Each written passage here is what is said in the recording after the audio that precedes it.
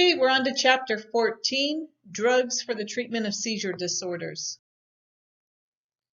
Here are the objectives for this chapter. Hopefully you read these before beginning your reading for your. So we're going to be talking about anticonvulsants. We have epilepsy, which consists of generalized and partial focal seizures, drug therapy of patients with epilepsy, dental treatment of the patient with epilepsy, and non-seizure uses of anticonvulsants. Some of them are used for neurological pain and psychiatric use. So epilepsy comprises a group of disorders involving a chronic stereotyped recurrent attack of involuntary behavior or experience or changes in neurologic function caused by the electrical activity in the brain that can be recorded via an electroencephalogram, an EEG, and I'll be referring to it as EEG here on out. Each episode is termed a seizure. The seizure can be accompanied by motor activity such as convulsions or by other neurologic changes. So seizure disorders are estimated to affect about 1% of the population. So there are many etiologies, infections, trauma, toxicity to exogenous agents, genetic or birth influences, circulatory disturbances, metabolic or nutritional alterations, neoplasms, heredity factors, fevers, and degenerative disease. So of all the people that suffer from epilepsy, most patients have idiopathic epilepsy, which means no known cause. That was important to know. The International Classification of Epileptic Seizures divides seizures into two major groups and a miscellaneous group. The two major groups are partial and generalized seizures. So partial seizures are divided into simple and complex attacks. The most common generalized seizures are the tonic-clonic and the absent seizures. Consciousness is lost in both absence and tonic-clonic seizures. It may be for only a few brief seconds in the absent seizures. It is for a longer period of time with the tonic-clonic seizures. Little movement occurs in absent seizures. Major movement of large muscle groups occurs in the tonic-clonic seizures. Tonic rigidity is followed by clonic jerking of the face, limbs, and the body. The patients may bite the cheek or tongue. Finally, the patient becomes limp and comatose. Consciousness returns gradually with postictal confusion, headache, and drowsiness. With a tonic-clonic seizure, the patient may experience an aura before the onset of the seizure. An aura may be characterized by numbness, nausea, or unusual sensitivity to light, odor, or sound. Absent seizures usually begin during childhood and disappear in middle age. The patient is usually unaware that these seizures are occurring and body tone is not lost. There is no aura or postictal state. The patient quickly returns to normal activity. Because absent seizures do not include uncontrolled motor activity, tongue blades are unnecessary. I'm going to say something else too. Tongue blades are always unnecessary. Status epilepticus seizures are continuous tonic-clonic seizures that last longer than 30 minutes or recur before the end of the postictal period of the previous seizure. Status epilepticus seizures represent an emergency situation. Rapid therapy is required, especially if the seizure activity has produced hypoxia. Parenteral benzodiazepines, such as diazepam, are the drug of choice to control this type of seizure.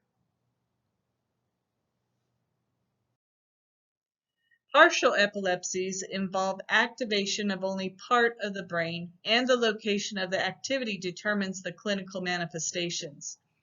The attack is called an elementary or a simple partial attack when consciousness is not impaired. The attack is termed a complex partial attack when consciousness is impaired. Complex seizures are also called psychomotor or temporal lobe seizures. In contrast to absence seizures, that last a few seconds, these complex partial seizures last several minutes. Some patients with complex partial seizures have an aura and full consciousness is slow to return. So drug therapy of patients with epilepsy, the goal of drug therapy for patients is to control seizures and minimize potential adverse reactions. Because these agents are usually taken for life, their chronic toxicity becomes an important consideration in choosing a particular anti-epileptic agent and determining the drug's dental implications. Anticonvulsant agents may be used singly or in combination. CNS depression is a common side effect of anti-epileptic agents. Tolerance often develops to these effects, whereas the anticonvulsant effect persists. Impaired learning and cognitive abilities occur in some patients. Behavior alterations are reported to include both hyperactivity and sedation.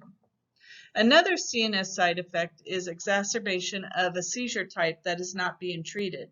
These agents are CNS depressants, should be used with caution in conjunction with other CNS depressants, such as the opioids. Gastrointestinal distress, including anorexia, nausea, and vomiting, can occur with most anticonvulsants. Effects can be minimized by taking the drug with food. The most important drug interaction involves stimulation of the hepatic microsomal enzymes. Inducing these enzymes results in a reduction in the blood level of the affected drugs. Drug interaction with older anti-epileptics are more significant than with other drug groups because of their narrow therapeutic indexes. If the level of an older anti-epileptic drug is altered sufficiently by a drug interaction, either toxicity or loss of seizure control can result. Idiosyncratic reactions can include dermatologic side effects such as rash, Stevens-Johnson syndrome, exfoliative dermatitis, and erythema multiforme. Drug-induced systemic lupus erythematosus and hematologic effects have been reported. Several interactions have been implicated in production of fetal anomalies and with alteration in growth. For a pregnant woman with a history of seizures, the risk-benefit factor of taking the anti-seizure therapy and the teratogenic potential of the agent must be considered. Abrupt withdrawal can precipitate seizures if the seizure type disappears as the patient grows older. Gradual withdrawal of the seizure medication under controlled conditions can be undertaken after an appropriate interval of drug use. Valproates are a group of anticonvulsants that are not structurally related to any other agent. The mechanism of action may be its effect on sodium and potassium channels, a reduction in aspartate levels, or an increase in the inhibitory neurotransmitter GABA aminobutyric acid, or GABA. So valproates are used to treat patients with myoclonic and atonic seizures. It is often the first agent used to treat patients with generalized tonic-clonic seizures. Valproate is FDA approved for migraine prophylaxis and bipolar disorder. So the most frequent side effects are GI effects, including indigestion, nausea, and vomiting. They are minimized by giving the drug with meals or increasing the dose very gradually. Other GI side effects include hypersalivation, anorexia, increased appetite, cramping, diarrhea, and constipation. So the central nervous system adverse effects of valproate include sedation and drowsiness, ataxia, headache, and nystagmus has been rarely noted. Some children exhibit hyperactivity, aggression, and other behavioral disturbances. Weight gain and an increase in appetite have also been reported. The idiosyncratic toxicity of valproate is hepatotoxicity. Dose-related changes in liver enzymes often occur in these patients. Deaths caused by hepatic failure have been reported. Valproate inhibits the second phase of platelet aggregation, therefore bleeding time may be prolonged. Thrombocytopenia, petechiae, bruising, and hematoma have been reported. Platelet counts, bleeding time, and coagulation studies should be performed prior to surgical procedures. Several reports suggest an association between the use of valproate in pregnant women and an increase in birth defects, particularly the neural tube defects. Other drugs that are CNS depressants can have an additive CNS depressant effect when used with valproate. So valproate inhibits the metabolism of phenobarbital, producing excessive sedation. It also has been associated with drug interactions with phenytoin, resulting in decreased valproate action and increased phenytoin action. It can affect bleeding. Dental management of patients taking valproic acid or Depakote includes caution when prescribing other agents that can alter coagulation. Look for signs of hepatotoxicity.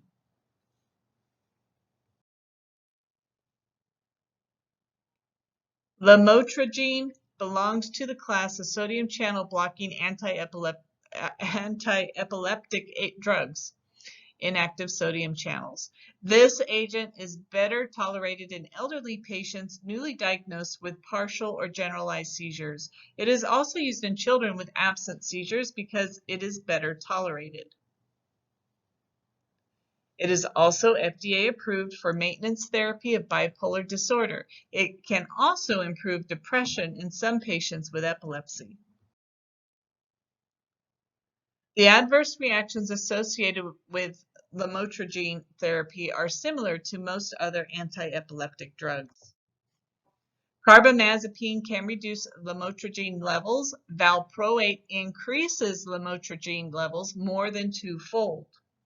You need to know that carbamazepine and valproic acid interfere with platelets, which can cause the thrombocytopenia, which is a decrease in blood count.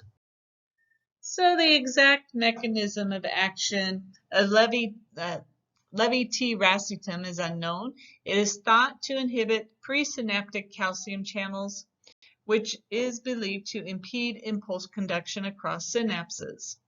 It is commonly used as a monotherapy, so used alone for partial onset and generalized tonic-clonic seizures. It may be effective in children with Lennox-Gastaut syndrome and absent seizures. The most common reported adverse reactions include dizziness, somnolence, and weakness. Behavioral changes such as suicide ideation, aggressive behavior, irritability, hostility, and psychosis has been reported, especially in patients with psychiatric disorders. Stevens-Johnson syndrome has also been reported. It appears to have a low incidence of adverse cognitive effects. No clinically significant drug or drug interaction has been reported with this drug. Carbamazepine, tegretol are structurally related to tricyclic antidepressants. You need to know that it is used in the treatment of trigeminal neuralgia. Okay, so that is in our neck of the woods, right? So we need to know what treats that, and carbamazepine is often used. So it's tic-du-leroux or tic-du-leroux and bipolar depression. It is an anticonvulsant, anticholinergic, antidepressant, sedative, and muscle relaxant. Its mechanism of action involves blocking sodium channels, which block the propagation of nerve impulses. CNS depression and GI tract problems are the most common side effects of carbamazepine. So carbamazepine can produce dizziness, vertigo, drowsiness, fatigue, ataxia, confusion, headache, nystagmus, and visual diplopia and sleep disturbances. Activation of a latent psychosis, abnormal involuntary movement, depression, and peripheral neuritis occur rarely. So the with carbamazepine or tegretol, the adverse reactions are the GI effects, nausea, vomiting, gastric distress, abdominal pain, diarrhea, constipation, and anorexia. Hematologic effects is the fatal blood dyscrasia. So continuing with that, rashes, urticaria, photosensitivity reactions, and altered skin pigmentation can also occur. Erythema multiforme, erythema nodosum, and aggravation of systemic lupus erythematosus has been reported as well. Alopecia can also occur. So the oral side effects include dry mouth, glossitis, and stomatitis. A child that is taking the chewable carbamazepines, and it's often 4 times a day, will be exposed to a sugar for an extended period of time. The pediatric dose form contains 63% sugar in its chewable tablet. Carbamazepine can decrease the effect of doxycycline, warfarin, theophylline, and oral contraceptives. Carbamazepine's effects may be increased by erythromycin, isoniazid, and propoxyphene, and calcium channel blockers. So phenytoin is a hydratoin that actually works by blocking the sustained high-frequency repetitive firing of action potentials. Phenytoin is used to treat both tonic-clonic and partial seizures with complex symptoms. Although phenytoin has traditionally been considered the drug of choice for treating the generalized tonic-clonic seizures, it is no longer considered a drug of first choice because of its complicated pharmacokinetics, adverse effects, and many drug interactions. Narrow therapeutic index due to its metabolism being a saturable process. So the adverse reactions for phenytoin, GI effects are not uncommon. Taking the medication with food can help reduce those side effects. The CNS effects that can occur with phenytoin include mental confusion, nystagmus, ataxia, slurred speech, blurred vision, diplopia, amblyopia, dizziness, and insomnia. So this sometimes is dose related, and when it's dose related, it means that the higher the dosage of the drug, the more likely the side effects are to occur.